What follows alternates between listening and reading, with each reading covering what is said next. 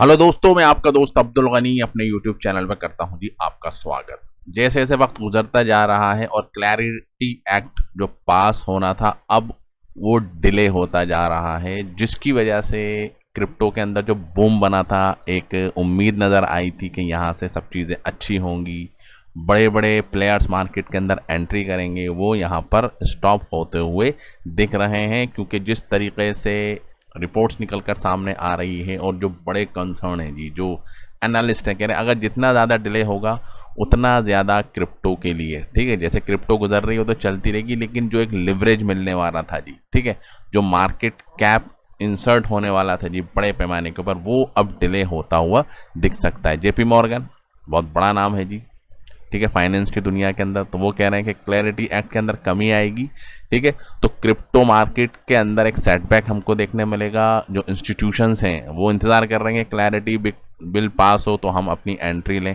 ठीक है, तो वो नहीं होता। बैंक भी जो आप देख सकते हैं कह रहा है कि भैया अगर ऐसा नहीं होगा तो लोग ट्रेडिशनल फाइनेंस की तरफ दोबारा मूव करने लगेंगे जी, ब्लॉकचेन, पब्लिक ब्लॉकचेन के ऊपर काम जो इस पैमाने के ऊपर हो जाए। टोकनाइजेशन आप देख सकते हैं बढ़ रही है, लेकिन उनके अंदर भी थोड़ा सा डिले हमको देखने को मिलेगा। वहीं अगर आप देखें बड़े प्लेयर्स जो मार्केट के अंदर है वो चाह रहे हैं कि जल्दी से जल्दी क्लैरिटी एक्ट पास हो, ठीक है। 30 ट्रिलियंस एसेट के जो मैनेजर्स हैं, black rock, Fidelity, Charles Shabab, ठीक है, गोल्ड्समैन, ठीक है, तो ये सब कह रहे हैं कि जल्द से जल्द पास हो। वॉल स्ट्रीट की तरफ से भी प्रेशर है, लेकिन जो सेनेटर्स हैं वो अपने हिसाब से काम कर रहे हैं, जो उनको लग रहा है कि कुछ चीज़ें हैं वो क्लियर होनी चाहिए। जब तक वो चीज़ें क्लियर नहीं होंगी क्लैरिटी एक्ट बिल पास नहीं होगा, ठीक है। लेकिन एक पॉजिटिव न्यूज़ भी ये आ रही है कि एसईसी ने कह दिया है, क्या कह दिया है, कि अगर क्लैरिटी एक्ट पास नहीं होता है, clarity act fail, if clarity act fail, तो एसईसी के जो चेयरपर्सन है वो खुद क्रिप्टो रूल्स बनाएंगे, ठीक है। अगर वो क्लैरिटी एक्ट नहीं आता है जी मार्केट के अंदर, या सेनेटर्स उसको पास नहीं करते हैं, या पार्लियामेंट से अप्रूव नहीं होता है, तो एसईसी अपने लेवल के ऊपर कुछ रेगुलेशंस लेकर आएगी, कुछ रूल्स लेकर आएगी, जिससे इंस्टीट्यूशन को फ़ायदा होगा, बड़े पैमाने के ऊपर पैसा क्रिप्टो के अंदर एंटर करेगा। तो बहरहाल मोमेंटम अभी स्लो है जी क्रिप्टो के अंदर। बिटकॉइंस फिर वही सब कुछ अपने 64,000 और 63,000 के लेवल के ऊपर ही, और तकरीबन 4-5 दिन से यहीं पर घूम रहा है जी। इथेरियम भी आप देख सकते हैं, अगर क्लैरिटी एक्ट बिल पास होता है, चांस तो नहीं है जी, ठीक है, और रेगुलेशंस अगर आती हैं जी 3 से 4 महीने के अंदर, ठीक है, तो इथेरियम सबसे तेज़ी से बढ़ने वाला होगा जी, ठीक है। बाईपास करेगा यहाँ से, 4,000 हो जाए, 5,000 को क्रॉस कर जाए, ठीक है, तो कोई बहुत बड़ी बात नहीं है, क्योंकि सबसे ज़्यादा जो फ़ायदा होगा वो होगा जी इथेरियम को, अगर रेगुलेशंस आती हैं। वो क्यों? क्योंकि टोकनाइजेशन के ऊपर जिस बड़े पैमाने के ऊपर काम चल रहा है, रियल एसेट को टोकनाइज्ड किया जा रहा है, तो उससे सबसे ज़्यादा जो ब्लॉकचेन अडॉप्ट करेगी जी उन टोकनाइज्ड एसेट्स को, ठीक है, तो वो है जी हमारी इथेरियम, सोलाना, ठीक है, और जो अदर जो ब्लॉकचेन है, लेकिन सबसे ऊपर है जी सोलाना, ठीक है। सोलाना के साथ साथ आप देख सकते हैं कि इथेरियम भी है, तो इथेरियम और सोलाना के अंदर आप देख सकते हैं कि चलता रहता है, ठीक है, लेकिन दोनों को नज़रअंदाज नहीं कर सकते। आज के ज़माने की सबसे ज़्यादा अडॉप्टेड ब्लॉकचेन है, जिसके ऊपर टोकनाइज वे के अंदर रियल एसेट्स को टोकनाइज किया जा रहा है, यानी कि आप इंडियंस हैं, ठीक है, आप अपने ट्रस्ट वॉलेट के थ्रू, आप अपने डिसेंट्रलाइज्ड वॉलेट के थ्रू कोई सा भी स्टॉक बाई कर सकते हैं जी।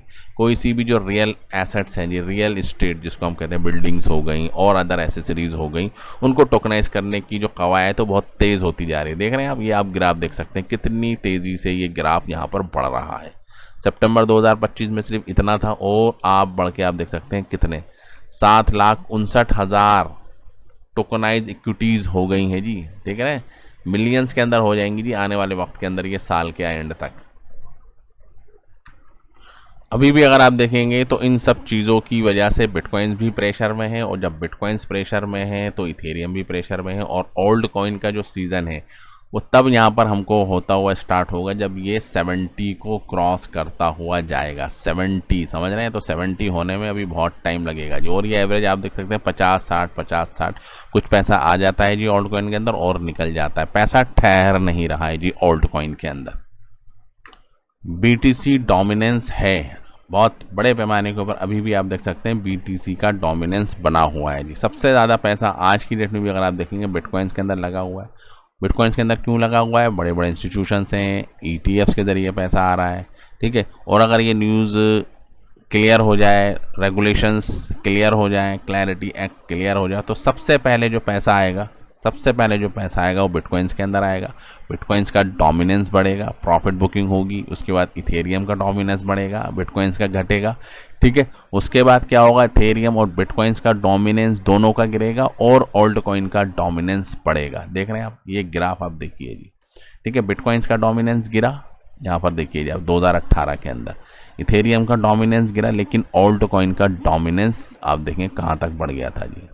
देख रहे हैं, अदर्स 53 का डोमिनेंस हो गया था जी, वो आज आप देख सकते हैं 30 है। तो जब तक बिटकॉइंस का डोमिनेंस गिरता है, इथेरियम का डोमिनेंस गिरता है, तो ऑल्ट कॉइन का डोमिनेंस हमको देखने को मिलता है। लेकिन इसका एक फ्लो है, पहले बिटकॉइन का डोमिनेंस गिरेगा, बिटकॉइंस का प्रॉफिट जाएगा जी इथेरियम के अंदर, इथेरियम के अंदर प्रॉफिट कमाएंगे, और जो बिटकॉइंस का और इथेरियम का प्रॉफिट जो बुकिंग होगी उसका पैसा जाएगा जी ऑल्ट कॉइन के अंदर। तो ये आप डोमिनेंस भी देखते रहें और इसके ऊपर रखें जी नज़र।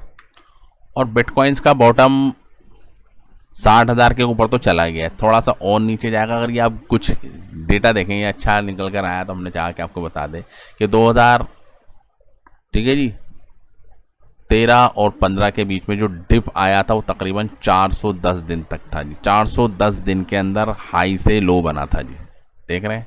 फिर 17 और 18 के अंदर जो एक बॉटम की जो शुरुआत हुई थी टॉप से लेके, यानी कि 88 से लो तक जाने के तकरीबन 1 साल तक प्राइस, 1 साल के बाद उस डिप उसका लगा था, ठीक है।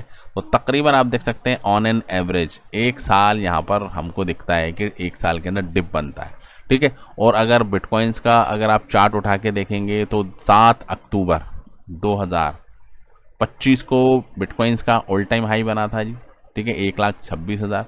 और अक्टूबर को आने के अंदर अभी भी तकरीबन 2 महीने हैं जी बाकी, ठीक है जी। अगस्त स्टार्ट हो गया, सितंबर स्टार्ट हो गया और अक्टूबर, तो अभी 60-70 दिन प्राइस अभी प्रेशर में रहेगा अगर ये पुरानी हिस्ट्री हम उठा के देखते हैं। तो अक्टूबर के बाद मे बी, ठीक है, अक्टूबर तक इसका बॉटम लग जाए और उसके बाद आप देख सकते हैं एक रैली हमको देखने को मिले और बिटकॉइंस अपने ऑल टाइम हाई की तरफ जाए। क्योंकि हाल्विंग के जो टाइम होता है जी 1 साल पहले, हाल्विंग से 1 साल पहले या 500 दिन पहले का एक एस्टिमेट लगाया जाता है, ठीक है। तो वो चीज़ें भी इंपॉर्टेंट होती हैं जी। हाल्विंग होने वाली होती है जी 500 दिन पहले, तो बिटकॉइन के प्राइस के अंदर तेज़ी आती है। और 500 दिन तक यानी कि 1000 दिन तक आप देखेंगे कि प्रेशर बिटकॉइंस के ऊपर बना रहता है कि बाइंग होंगी, बाइंग होंगी, बाइंग होंगी, ठीक है। तो 1 साल पहले ऑन एन एवरेज, हाल्विंग से 1 साल पहले यानी कि 2027 इम्पॉर्टेंट होने वाला है जी बिटकॉइंस के लिए, और 2028, ठीक है, 2027 और 2028 के अंदर एक नया रिकॉर्ड बनेगा जी बिटकॉइंस के अंदर, ठीक है। 2026 में हमने देख लिया कि बिटकॉइंस ने ज़्यादा परफॉर्मेंस नहीं दिया है जी, प्राइस बहुत नीचे गया है। और 2027 में भी अच्छा हो जी बिटकॉइंस के लिए, और 2028 तो बढ़िया होगा ही क्योंकि हाल्विंग होगी जी। अप्रैल 2028 के अंदर आपको हाल्विंग होती हुई यहाँ पर दिखेगी, ठीक है। तो कुछ बड़े पैमाने के बड़े इंडिकेटर्स हैं जी ये, लेकिन इनको भी हमको रखना चाहिए। अगर आप इन्वेस्टर्स हैं, बड़े इन्वेस्टर्स हैं और बिटकॉइंस के अंदर इन्वेस्ट करते हैं, तो ये सब चीज़ें भी आपको पता होनी चाहिए। सिर्फ प्राइस के ऊपर नहीं जाना है जी, मार्केट के अंदर बैक एंड के ऊपर क्या सिचुएशन है उसको भी आपको नज़रअंदाज नहीं करना है। तो बहरहाल कहने का मतलब ये कि SEC काम कर रहा है, और जिस तरीके से डिले हो रहा है जी सेनेटर्स की तरफ से कि क्लैरिटी एक्ट्स को पोस्टपोन कर दिया जाएगा, कैंसिल नहीं होगा जी, पोस्टपोन कर दिया है जी कुछ टाइम के लिए, ठीक है। तो देखते हैं जी क्या होता है। जब भी कोई पॉजिटिव अपडेट आएगी तो हम आपको करेंगे ज़रूर इन्फॉर्म। तो thank you very much for this video. जय हिंद।